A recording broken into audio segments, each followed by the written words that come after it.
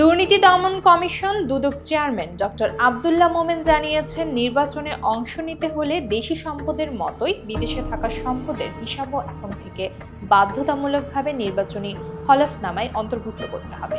রবিবার সকালে সিলেটে দুদক সিলেট বিভাগীয় কার্যালয়ের ভিত্তিপ্রস্তর উদ্বোধন শেষে সাংবাদিকদের প্রশ্নের জবাবে তিনি কথা বলেন।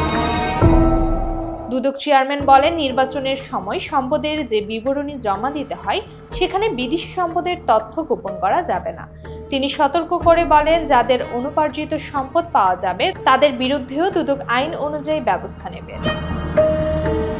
দুদকের নানা সীমাবদ্ধতার কথাও উল্লেখ করে ডক্টর মোমেন তিনি উদাহরণ হিসেবে বলেন, 2008 সালে শেখ হাসিনার কৃষি সম্পত্তির তথ্য যাচাই করতে গিয়ে দুদক দেখতে পায় হলফনামায় উল্লেখের তুলনায় আরো বেশি সম্পত্তি রয়েছে। দুদক অনুসন্ধানে 5.21 একরের বদলে প্রায় 29 একর কৃষি জমির তথ্য পায়। তবে সে সময় নানা কারণে এ বিষয়ে ব্যবস্থা নেওয়া সম্ভব হয়নি বলে জানান তিনি।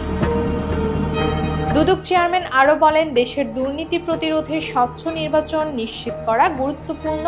তিনি আশা প্রকাশ করেন, বিদেশি ও দেশি সব সম্পদের সঠিক হিসাব দিতে জবাবদিহি বাড়বে এবং নির্বাচনী প্রার্থীদের স্বচ্ছতা নিশ্চিত হবে।